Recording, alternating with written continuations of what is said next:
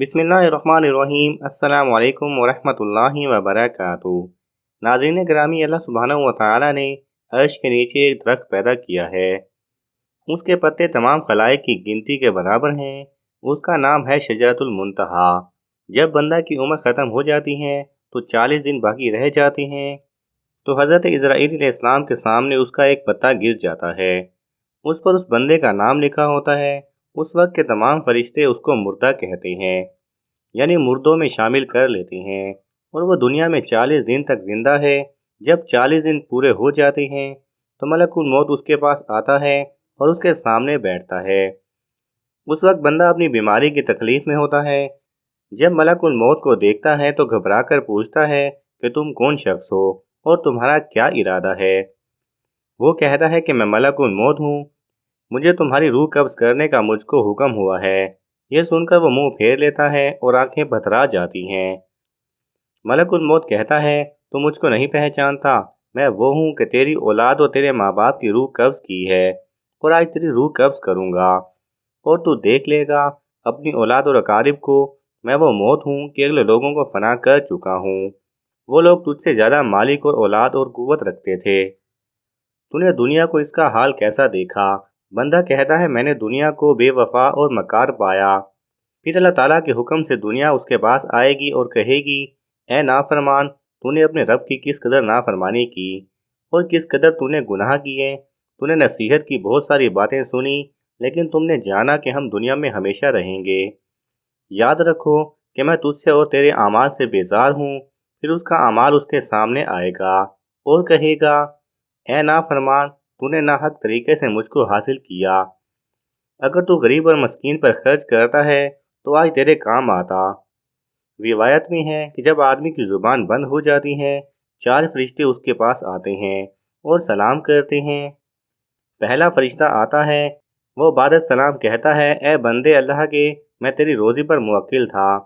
میں نے تمام زمین پر پورا پرچم تک تلاش کیا، مگر تیری روزی کا ایک لقمہ بھی کہیں نہ پایا۔ پھر دوسرا فرشتہ آتا ہے اور سلام کے بعد کہتا ہے، اے بندہ اللہ کے، میں تیرے پانی پر موکل تھا۔ میں نے تمام زمین پر پورا پرچم تک تلاش کیا، مگر تیرے پینے کو ایک قطرہ پانی کہیں نہ پایا۔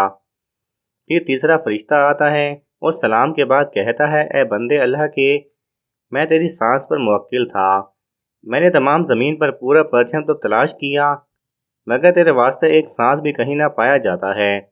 پھر چوتھا فرشتہ آتا ہے اور سلام کے بعد کہتا ہے، اے بندے اللہ کے، میں تیری عمر پر موکل تھا۔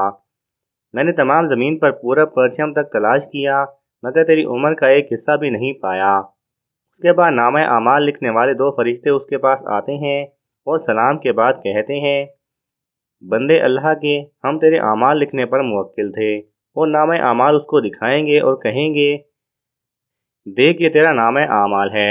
اس وقت میت کی آنکھ سے آنسو جاری ہوتے ہیں اور داہنے بائیں دیکھتا ہے اور نامہ اعمال پڑھنے سے ڈرتا ہے۔ اس کے بعد ملک الموت اس کی روح قبض کرتے ہیں۔ روایت میں ہے، ربیع بن انس رحمۃ اللہ علیہ سے کسی نے پوچھا کہ ملک الموت تنہا سب کی روح قبض کرتے ہیں یا ان کے ساتھ اور فرشتے بھی کام میں شریک ہوتے ہیں؟ تو فرمایا کہ قبض روح کا کام انہی کے حوالے ہے، لیکن اس کام پر ان کے ساتھ بہت سے فرشتے مدد کے واسطے دیے گئے ہیں، اور ملک الموت ان کے سردار ہیں۔ ان کا ہر قدم دنیا کے پورب اور پرچم کے برابر ہیں۔ پھر ربیع بن انس سے پوچھا، مومنین کی روح کہاں رہتی ہیں؟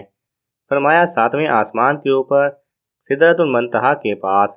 روایت ہے کہ ابن عباس رضی اللہ تعالیٰ عنہ نے فرمایا کہ بہت سے فرشتے ملک الموت کے ساتھ ہوتے ہیں جو میت کی روح قبض کرتے وقت آتے ہیں۔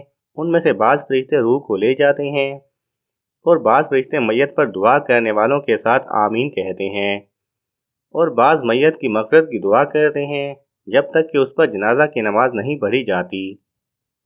حضرت ابو ہریرہ رضی اللہ تعالی عنہ راوی ہیں کہ سرکار دو عالم صلی اللہ علیہ وسلم نے ارشاد فرمایا، جب انسان مر جاتا ہے تو اس کے عمل کے ثواب کا سلسلہ اس سے منقطع ہو جاتا ہے، مگر 3 چیزوں کے ثواب کا سلسلہ باقی رہتا ہے۔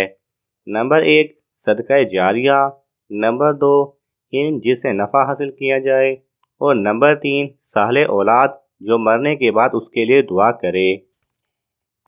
ایسے اعمال جن کا تعلق دنیاوی زندگی سے ہوتا ہے، ان کے اثرات مرنے کے بعد دنیا میں ہی ختم ہو جاتے ہیں، مثلاً نماز، روزہ وغیرہ ایسے اعمال ہیں جو انسان کی زندگی میں ادا ہوتے تھے، گو ان کا ثواب بائیں طور پر باقی رہتا ہے کہ وہ ذخیرہ آخرت ہو جاتے ہیں اور مرنے کے بعد اس پر جزا ملتی ہے، مگر ان کا سلسلہ مرنے کے بعد آئندہ جاری نہیں رہتا، کیونکہ زندگی میں جب تک یہ اعمال ہوتے تھے اس کا ثواب ملتا رہتا تھا۔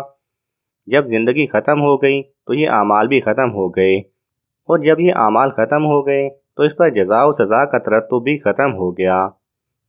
لیکن کچھ اعمال ایسے بھی ہیں کہ جن کے ثواب کا سلسلہ نہ صرف یہ کہ زندگی میں ملتا ہے بلکہ مرنے کے بعد بھی باقی و جاری رہتا ہے۔